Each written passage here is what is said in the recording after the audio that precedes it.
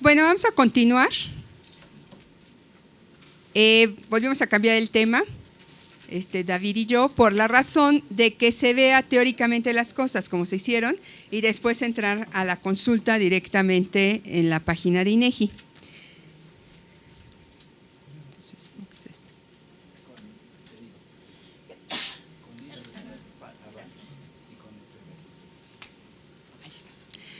Bueno, los censos de población. Si algunos observaron la página de INEGI, hay varios censos, censos agropecuarios, censos económicos, censos de población. En particular, parte de lo que nos ocupa en este taller es el censo de población, pero podemos encontrar cifras importantes en los otros censos, porque hay personas que se encargan de esas actividades y son, en particular, pues también personas adultas mayores, algunos de ellos. Bueno, el censo de población es la actividad que consiste en recopilar, resumir, valorar, analizar y publicar datos demográficos, culturales, económicos y sociales. En particular de todos los habitantes del país, de sus divisiones político-administrativas y referidos en un momento o periodo dado. Por eso nos comentaban hace rato que el censo tiene la capacidad de llegar hasta el nivel de localidad, si así se requiere. La unidad básica del censo es la persona y la persona residente en la estructura geopolítica que se esté manejando. Pero su identificación no se hace individualmente, o sea, no llegamos pidiendo por Pilar Alonso específicamente, sino la unidad de identificación es la familia, el hogar, el núcleo familiar, como unidades secundarias para capturar los datos. Ahí es cuando se llega y se captura la información correspondiente del cuestionario. El hogar pues va a ser el grupo de personas residentes en la misma vivienda familiar. La familia puede considerarse como el grupo de personas que residiendo en la misma vivienda familiar forman por lo tanto un hogar, están vinculadas por lazos de parentesco, ya sean de sangre o políticos, independientemente del grado de esa línea de parentesco. Las diferencias entre hogar y familia en este caso son: el hogar puede ser unipersonal, mientras que la familia puede constar por lo menos de 2 miembros. Los miembros del hogar multipersonal no tienen necesariamente que estar emparentados, mientras que los miembros de una familia sí. El núcleo familiar, que también pudiera ser esa la unidad secundaria de observación, es la unidad jerárquica intermediaria entre el residente y la familia. La idea del núcleo familiar corresponde a una concepción de familia que está restringida, limitada por vínculos de parentesco verdaderamente estrechos, y existen 4 núcleos familiares: el matrimonio pareja sin hijos, matrimonio pareja con 1 o más hijos, padre con 1 o más hijos, madre con 1 o más hijos.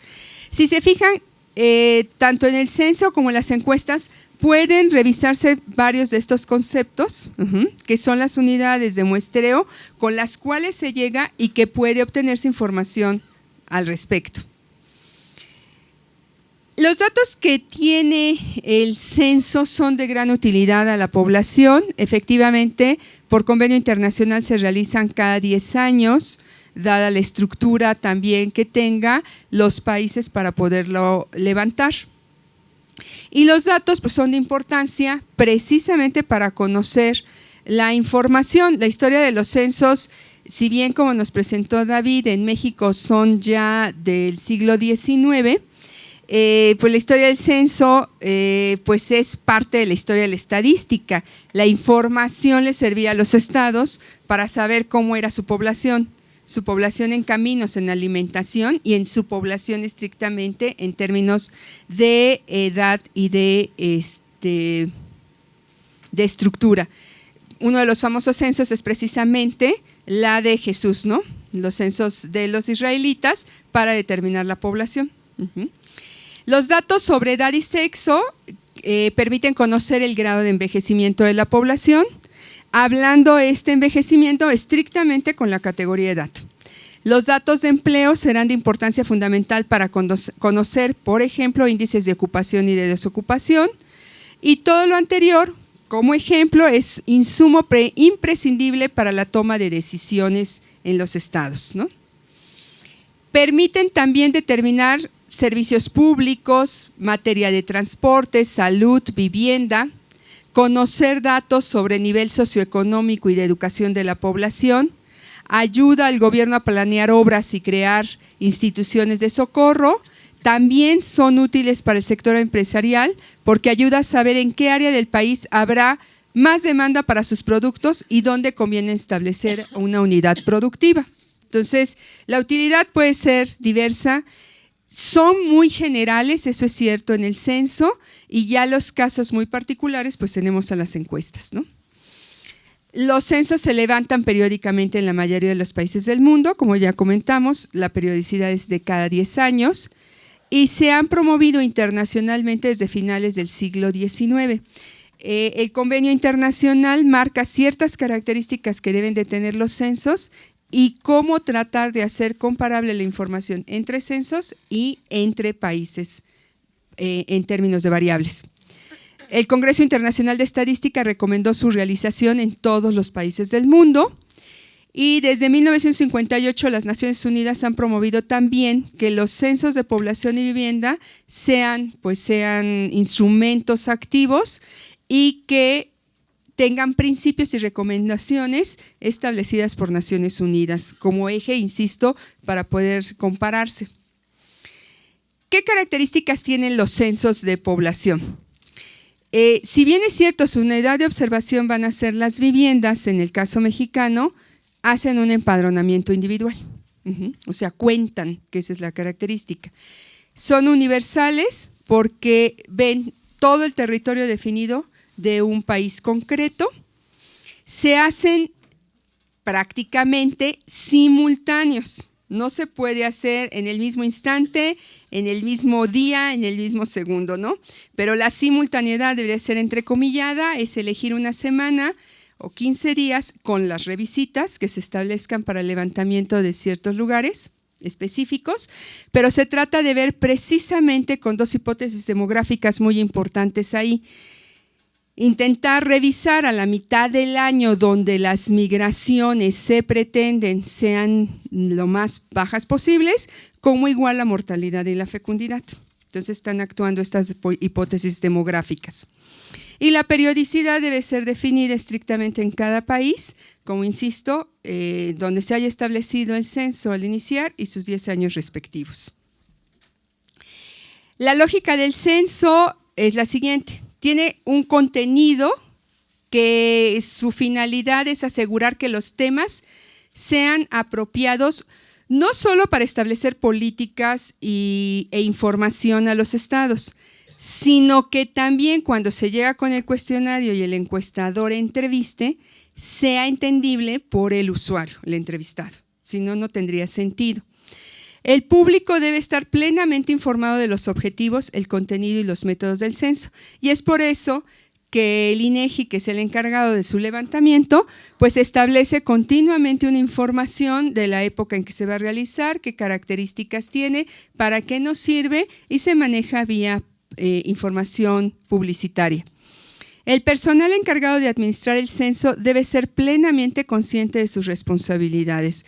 Desde el encuestador hasta el diseñador, tiene que estar muy claro de toda la estrategia que debe de seguir este instrumento de captación de información. Los resultados, como ya vimos, son importantes y por eso no debe de tener errores.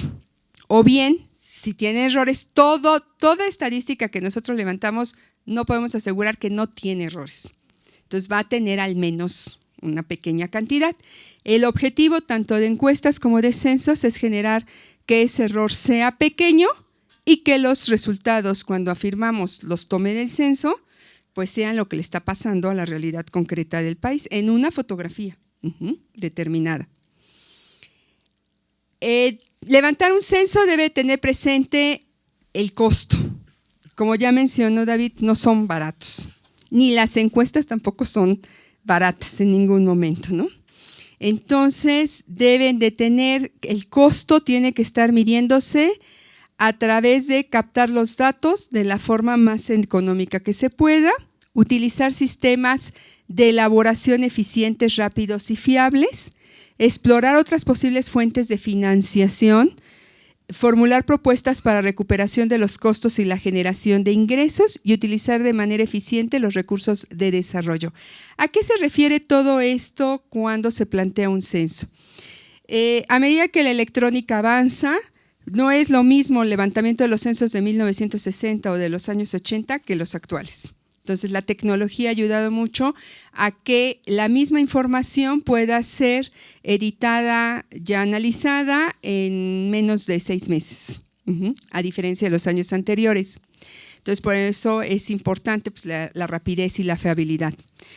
Si bien siempre se da el recurso necesario para el levantamiento de los censos, siempre hay que buscar otras alternativas y parte de lo que ha ido desarrollando INEGI pues es los servicios que puede cobrar en algunos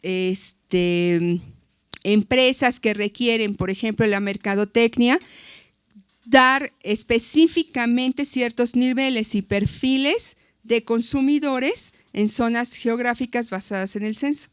Entonces, eso se vuelve importantísimo, lo puede hacer INEGI a través de cobrar el servicio de esa georreferencia espacial, ¿no? Al respecto. Entonces, eso ayuda pues, para tener recursos después necesarios para la generación del modelo.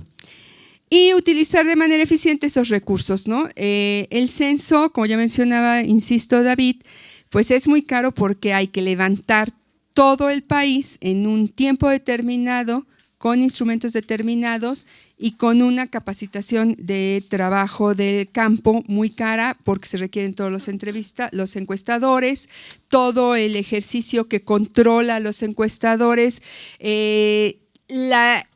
todo ese proceso de saber geográficamente cómo acceder a las localidades y a las viviendas, pues es un proceso en campo muy costoso, ¿no? Y sobre todo en espacios geográficos complicados como puede ser México. No solo desde la geografía, hay que pensar actualmente desde la estructura de la narcogeografía y de la violencia. Entonces no es fácil para INEGI el levantamiento ni de las encuestas. Los censos, efectivamente, desde los organismos internacionales de estadística se ha establecido que son los fundamentales para ver los cambios. Pero el problema fundamental es que 10 años de intervalo de medir cambios, pues es en la actualidad muy grande. Entonces, pues surgieron lo que podrían ser los conteos intercensales o las encuestas, ¿no? Intercensales. Precisamente porque la población cambia más rápido que lo que podemos establecer un instrumento de medida. Pero también se requiere no solamente por los cambios de la población, sino por la demanda de datos actualizados. ¿Para qué? Pues para servicios o para investigación o para la formación de políticas. Entonces, el surgimiento de los conteos intercensales, pues es precisamente los cambios. Entonces, un conteo intercensal puede ser trabajado precisamente como eso, una especie de censo pequeño, o bien a través de una muestra probabilística, que eso va a distinguir muchísimo, muchísimo de los trabajos que en las áreas sociales se usan. No son las encuestas probabilísticas, en ningún momento es una encuesta asociada a un grupo de cuotas que yo defino. Es una encuesta en donde se tiene conocimiento de la probabilidad con la que se está muestreando y por lo tanto se conoce el error con la que yo puedo decir un dato determinado.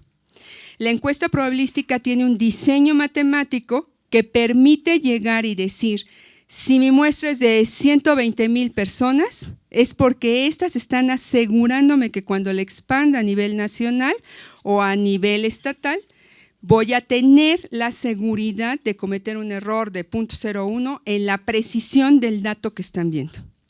Entonces, estas encuestas tienen un diseño y son encuestas caras, no son fáciles y que requieren precisamente de la metodología matemática para llevarse a cabo. Con las muestras probabilísticas se conocen precisamente, en el caso de los conteos intercensales, las características demográficas, sociales, económicas básicas de la población. Y como nos mencionaban hace rato, no llega, a diferencia del censo, a nivel micro, es decir, no tiene la capacidad de llegar hasta una localidad, la información. Entonces, si a mí me interesaría saber cómo es la población hasta una localidad, no puedo, porque estas encuestas no me lo permiten.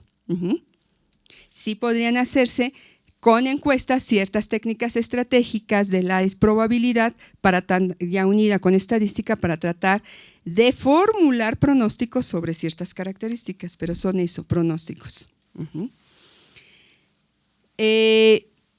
La característica de los conteos intercensales, pues, es hacerlo a mitad de tiempo, entonces por eso la periodicidad a 5 años después de la aplicación del tiempo, y con eso pues tratar de ver, como ya vimos, crecimiento de la población, educación, empleo, vivienda. El diseño de la muestra también permite actualizar las estimaciones sobre el total de la población, distinguiéndola por grupos de edad y sexo, identificándola según su distribución en el territorio nacional.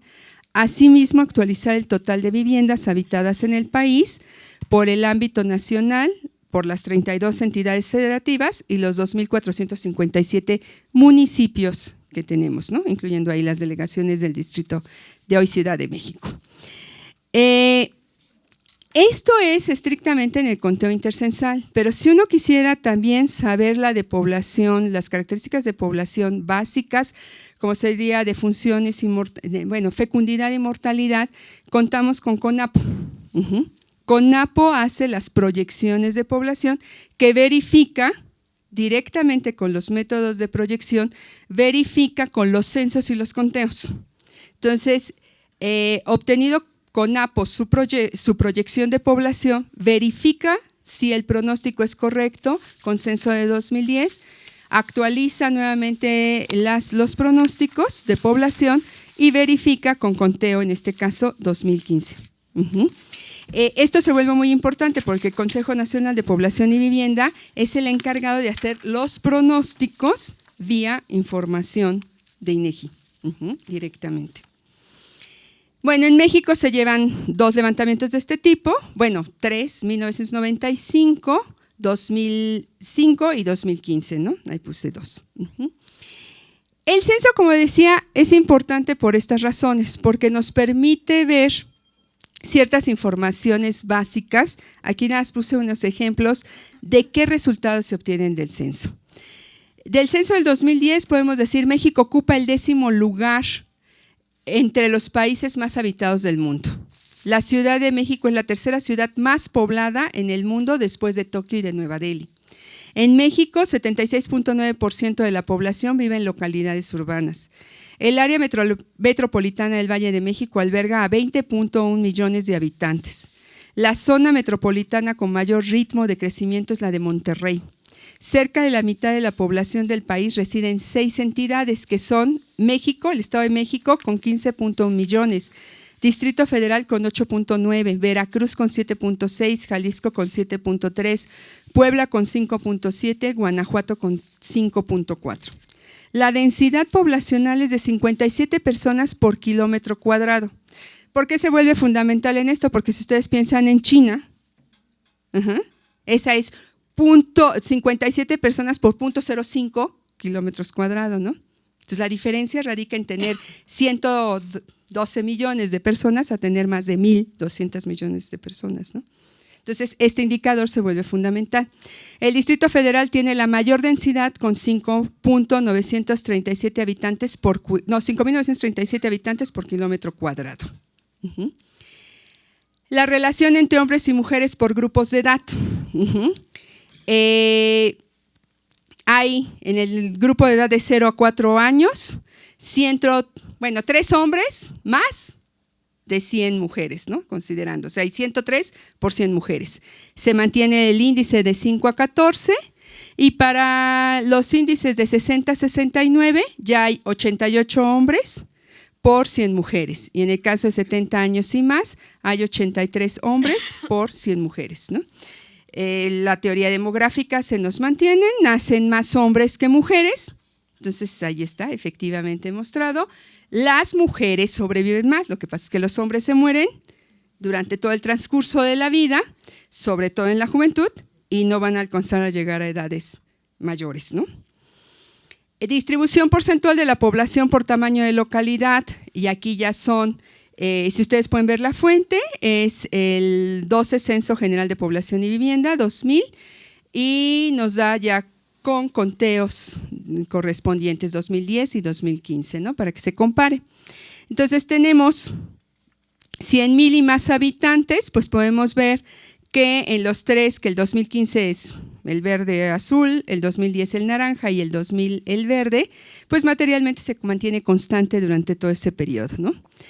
La población para localidad de 15,000 a 99,000 habitantes oscila, bueno, subió para el 2015 a 15.1%, el más chico era precisamente en el 2000, y menos de 2,500 habitantes es importante, ¿no? La relación. Para el 2015 tenemos el 23% y para el 2000 el 25.4%. Se ha ido poco, ha disminuido o va disminuyendo poco a poco la participación de la población en estas localidades. Las pirámides poblacionales, su evolución, que también INEGI nos hace en estos informes, puede darles el análisis o bien uno ejecutar con la información que se tiene las pirámides, y uno puede observar cómo está la estructura y cómo va cambiando la estructura poblacional, ¿no?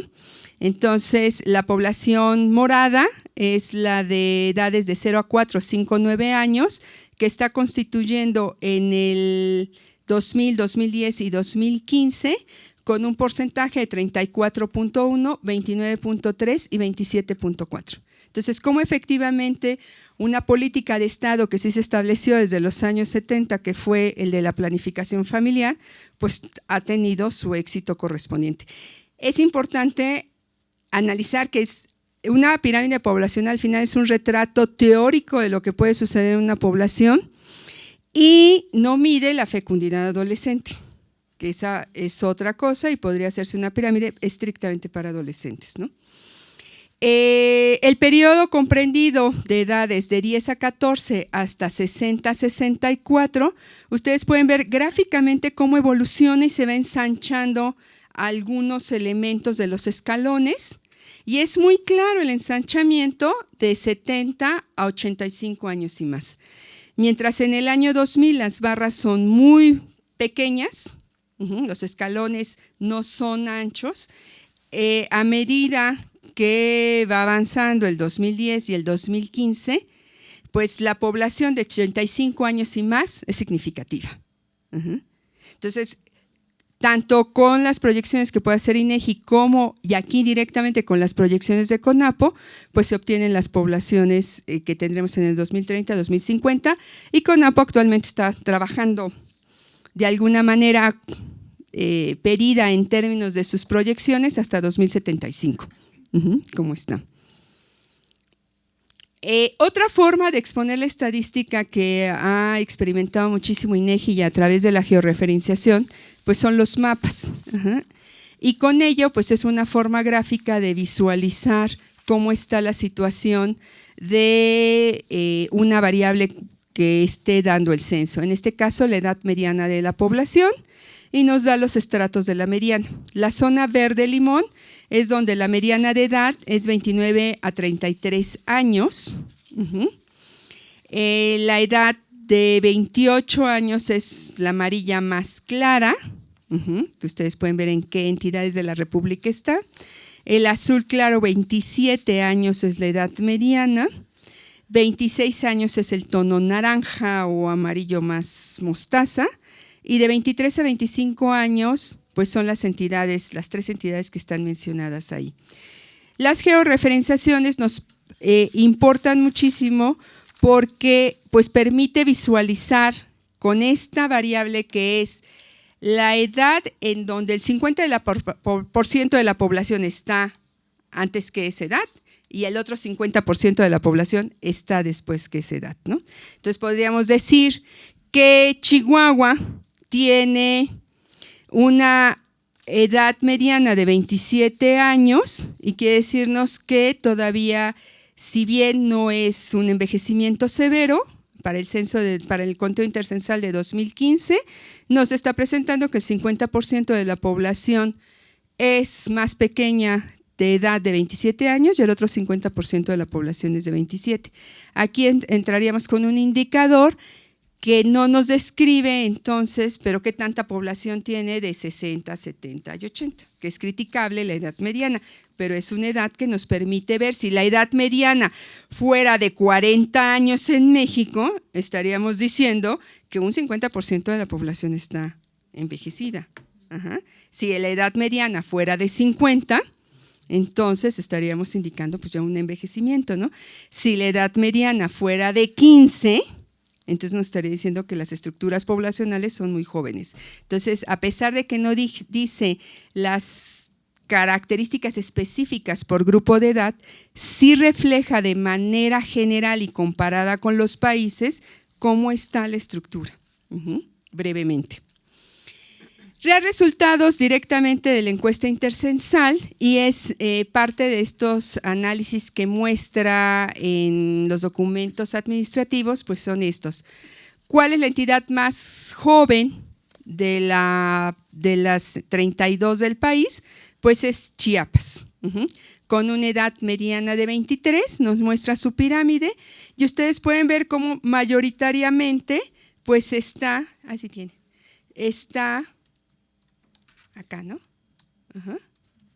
La población. En cambio, ¿cuál es la estructura de la población más envejecida? Es el Distrito Federal. Y la edad mediana está en 33 años. Y pueden ver sus dos pirámides poblacionales. Y efectivamente, el Distrito Federal es el que tiene más adultos mayores de más edad, ¿no? Directamente.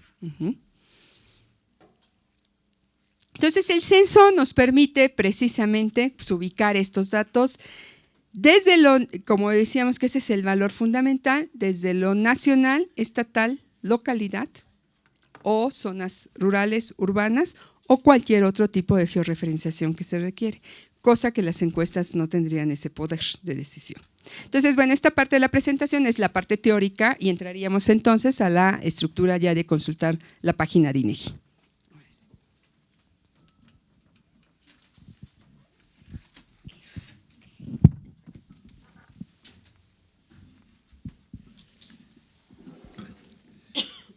Bien, pasando a esta parte de explicar la página de INEGI, ahorita varios de sus compañeros me hicieron varias preguntas y sí me hizo reflexionar en algunas cosas.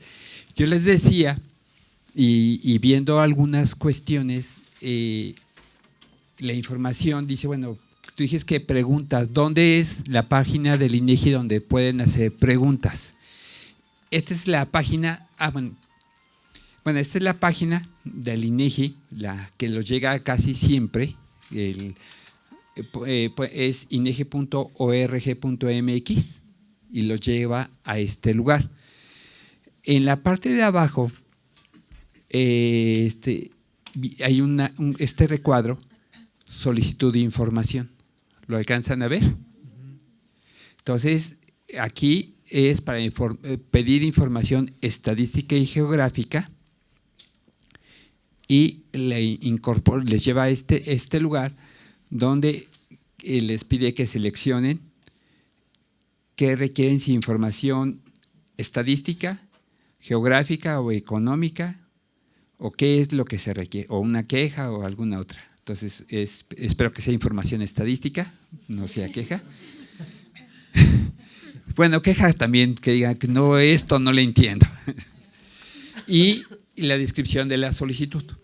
Este es para el lugar que es sencillo, ¿no? O sea, para alguna pregunta, alguna duda, algún requerimiento de información específica. Ese es respecto a cómo mandar un correo, yo le decía, de manera muy simple. Entonces, como veíamos hace rato, en la parte de la primera pestaña, estadística, están por temas, algunos de los temas. Aquí vamos a encontrar básicamente algunos indicadores. Banco de datos es bases de datos, consultas interactivas, ¿sí? Aquí están algunos proyectos que todos tienen consulta interactiva. Vamos a ver qué es eso. También se ha cambiado. Antes nosotros lo identificábamos así, a este le llamábamos nosotros comúnmente como cubos, ¿no? Porque puede uno jugar con la información, pero son consultas interactivas. Y ahora en la versión nueva del INEGI se llaman tabulados interactivos, que es la situación beta. O sea, esta misma pantalla tiene otra forma de ver, que es la parte de otra vista de lo mismo.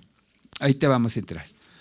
Aquí era cuando yo decía, aquí podemos consultar algunos productos en esta de las publicaciones. En esta parte, de manera muy fácil, podemos poner una palabra y nos ubica. Yo ese rato le decía, hay un perfil sociodemográfico de adultos mayores en 2014. Este es el más reciente, que es una síntesis, un resumen nacional que se hizo con información de 2010. Pero también tenemos, para algunas entidades está hecho ya ese mismo documento. Y en 2005 también tenemos información con el año 2000. Pueden complementar o pueden utilizar esa información en dos momentos distintos, ¿no? Es una forma de llegar a algo ya específico, hecho de algunos indicadores para conocer la información. Entonces, aquí vamos a entrar a proyectos, ¿sí? Y voy a empezar al final por, digamos, lo que hablé menos en este momento, que son de los registros administrativos. De esos casi no hablamos, entonces por eso voy a empezar con eso, y básicamente de los que podemos encontrar con adultos mayores. Aquí siempre todo, tanto encuestas como registros administrativos o censos, empiezan con censos económicos. Es cierto que a lo mejor aquí pueden encontrar también información, es poca, pero sí hay, con información para adultos mayores. O aquí están las de seguridad pública y justicia, lo que ese rato me preguntaban sobre la encuesta de inseguridad. Aquí estas son, impartición de justicia. Me hicieron una pregunta sobre investigación sobre personas recluidas en reclusorios, adultos mayores. Pues aquí se puede encontrar en esta parte de justicia en materia penal. O hay algunas estadísticas sobre culturas, intentos de suicidios. Intentos ya no, solamente tenemos la parte de suicidios, es la única parte que se publica. Y también tenemos boletines, que esa es una parte sintética sobre de los suicidios. Entonces también tenemos boletines que cada año sacamos sobre adultos mayores. Acabo de sacar una vez sobre viudos, y ya ese rato les dije dónde en la parte de sala de prensa, ahí pueden buscar los que son atrasados. Y básicos que son sobre la cuestión de adultos mayores que yo presenté, es el caso de mortalidad. Vamos a entrar aquí. Y aquí me mandó ya en una cuestión distinguir. Esta es la versión beta, ya me mandó a la versión beta, es un diseño distinto de la página. Espero que no se confundan porque de repente entre la beta y la actual nos va modificando. Y tiene otro diseño, aquí ya yo lo distingo por estos colores y esta parte de las cejas, como está, va cambiando. Como yo le decía, todos los proyectos tienen una presentación, toda la parte metodológica, toda qué es lo que uno quiere. Aquí en particular, de funciones generales, de funciones fetales, estadísticas vitales, los cuestionarios, glosarios y los metadatos. Esta parte de metadatos, ¿la conocen esta parte? ¿Han entrado alguna vez? ¿No?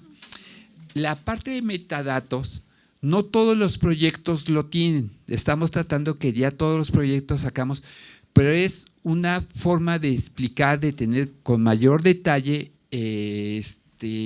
para explotar bases de datos, ¿sí? Esta parte de metadatos en formato DDI, y esto es ya una norma internacional. Y ahorita entramos cuando entremos, vayamos en encuestas de NEADIT, trataré de entrar a esta parte que es el que mejor conozco para poder explicar en qué consiste. La parte de tabulados ya son, ese rato yo les decía que había dos formas de tabulados, o como lo decía ese ratito, consultas interactivas. Entonces, aquí en la nueva versión beta ya se le conoce como tabulados interactivos. Esto es que puedo crear yo consultas específicas o tabulados predefinidos. El problema de los tabulados predefinidos es que no voy a encontrarlos exclusivamente para la población de 65 años y más. Y aquí se relacionan con varias de las preguntas que también me hicieron ese ratito, cuando lo que tú querías, ¿por qué no con lo que ya adultos mayores poderlo generar? Ahorita los proyectos que tienen van a tratar de identificar, ya sea como tabulados interactivos o ya sea como consulta interactiva. Voy a entrar a esta parte, estos son interesantes, estos dos primeros, mortalidad general o defunciones por homicidios. Entro a mortalidad general y esta es la consulta interactiva. En esta consulta interactiva, en la primera parte, me va a dibujar lo que son los universos de estudio, de funciones generales, de funciones accidentales o violentas, de funciones maternas o de funciones calculadas por calcular la razón de mortalidad y de funciones infantiles. Son los universos de estudio lo primero que me va a decir. Para cada universo de estudio, yo puedo seleccionar toda esta serie de variables. Estas ya son las variables que están captadas en la encuesta. No significa que todos estos universos pueda analizar de ellas todo esto, sino para al momento yo de activar un universo de estudio, me va a dar solamente algunas variables en las que yo puedo analizar. Las que no se me pinten, aquí por ejemplo ya no se me pinta, significa que esta no la puedo usar con esta. Esta es la característica. Si pongo de funciones accidentales y violentas, por ejemplo, acabamos de sacar nosotros un boletín, es la primera vez que sacamos un boletín sobre un día sin auto. ¿Alguno lo vio? Un boletín. Y en esta cuestión de un día sin auto, pusimos cuántos accidentes hay, quiénes se accidentan más y qué días se accidentan, si es en la mañana y en la tarde, y por edad, quiénes son los que se accidentan más en la mañana o en la noche. Está muy interesante y a partir de aquí lo podemos sacar. Entonces, a partir de las defunciones podemos sacar por edad, sexo y por causas detalladas de clasificación o lista de tabulados por mortalidad. Vamos a hacer esta selección. Aquí es importante no seleccionar muchas variables porque si no se nos hace imposible manejar esta parte. ¿Cuántos saben manejar esta parte? Poquitos, o sea, casi la mayoría no. Entonces, aquí seleccionan las variables que quieren consultar. Lo importante es agarrar 2 o 3 nada más y después volver a hacer la combinación. Entonces, ya que hicieron la selección, ver la consulta de lo que está. y nos manda un resultado aquí, sexo y edad. Ese es lo primero. Y las otras variables, 2 variables, y las otras variables seleccionadas están acá abajo, acá arriba. Porque es interactivo, puedo jugar con ellas. La primera cosa que yo voy a determinar va a ser la edad. Entonces yo selecciono la categoría edad y se me pinta. Y me va a generar todos los valores o los valores que yo tengo. Son todos los grupos de edad. Si yo voy a trabajar con adultos mayores, solamente dibujo. Otra cosa que me di cuenta, la compañía presentó algunos indicadores a partir de población 65 años y más. Eso también es una convención. Yo manejé de 60 años y más. Entonces, de acuerdo, cada uno, ambos son correctos. Para unos proyectos manejan, según algunas orientación, toman 65 años y más, otros se toman 60 años y más, que era la parte de la definición. ¿Qué vamos a tomar? ¿O ustedes quieren hacer? Pues a mí me interesa la población de 70 años y más. Me hicieron ese ratito la pregunta. A mí me interesa la edad anterior. Entonces yo selecciono los que van a estar próximos a ingresar a esos grupos de edad. Yo selecciono los grupos de edad de interés. ¿Sí? Y entonces le doy a aceptar y se dan cuenta, ya se redujo aquí. Ya no está toda la población, ya nada más está la población objetivo. ¿Sí? Aquí, ¿lo ven todos? Aquí está la cuestión de la edad y hombres y mujeres. Entonces, yo tengo acá el año de registro. Puedo hacer 2 cosas. Puedo dejarla aquí y solamente yo digo, bueno, voy a hacer para 2010 y actualizo a consulta. Y ya me sacó otro dato.